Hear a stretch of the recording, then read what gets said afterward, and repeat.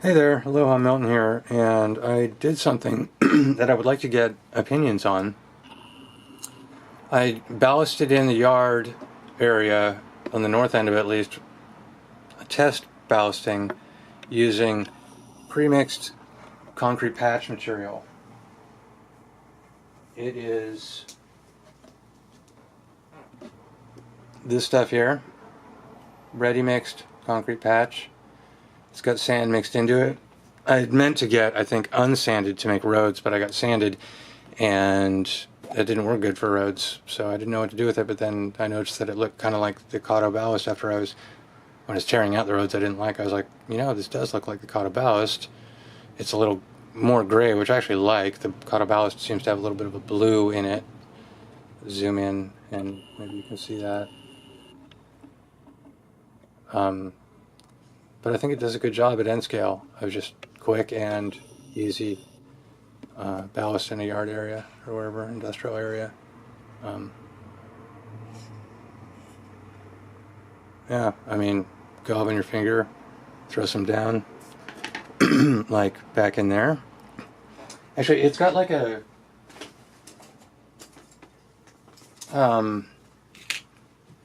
some kind of petroleum product base. I don't know if you don't really want to have it on your fingers for a huge long amount of time. I tend to put it down with a stick, a little stir stick, paint stir stick or something. Working around in between the track and then flange it up onto the track with my finger real quick and then wipe my finger off with the towel. Because it is gummy, a little toothpastey. I might want to research how to thin this stuff a little bit so it flows a little better, because that would make it easier to lay down more like plaster.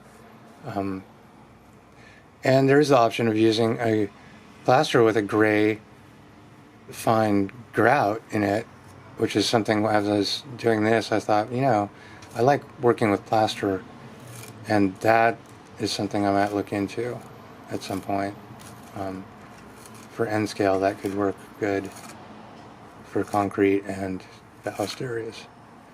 And then you can vary the amount of grout you put in and put in some sand, and get different levels of texture of stuff like this. So I got some stuff in there. And then this is where I just do the smooth it down and bring it back a little into here where it's thinner that I wanted more anyway. I'm kind of doing it in layers. It's hard because of that gumminess that I wanted to thin it. It's hard to get the exact surface quality I want if I go too thick. It's a lot easier to go thinner, and if there's any little divot or something, I can fill that with a little patch of it, and it patches itself nicely once it's started to firm up a little bit.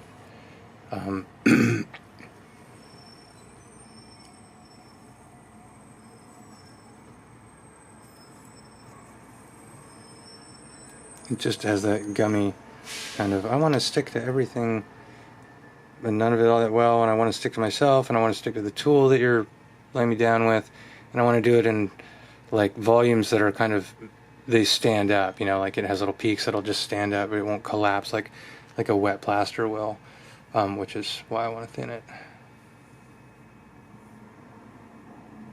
But it's still working well enough to just blend in this flextrack, and actually putting it up onto the, I did it at first very carefully, keeping it off the flextrack and just doing it in between, and I was like, you know what, I like this gray more than I like the blue of the flextrack. And I just flanged it up on the flextrack, and I'm thinking of painting the internal, like the rest of it, more gray on the flextrack. I keep saying flextrack, I mean to say Unitrack. I've just been totally blowing it this whole time saying flextrack, and this is Unitrack, not flextrack. Unitrack has a plastic molded ballast base. Flextrack does not. Most of you know this and are probably groaning as I kept saying the wrong thing, but okay, got it. Anyway,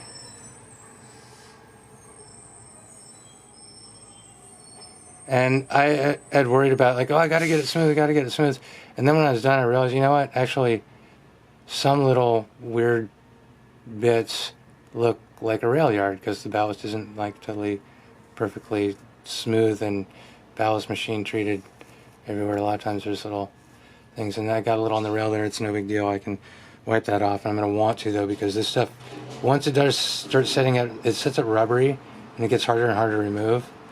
And then the sand content makes it so that once it's dry, it's very hard on tools to cut it. I would suggest flathead screwdriver, and just pry it out and cut it with a tip of flathead screwdriver, because it will. It's not super hard even when dry. It's got a little bit of a rubber quality to it. But the sand in it, the quartz grains, will destroy any kind of blade that you actually try and take to it. They'll instantly dull that. So start with something dull, a freaking butter knife. Literally, actually, that would be a great tool, because it's already dull and you're not worried about it. Well, not a nice butter knife from the set, or the wife's gonna have some harsh words for your decision-making process, and rightly so.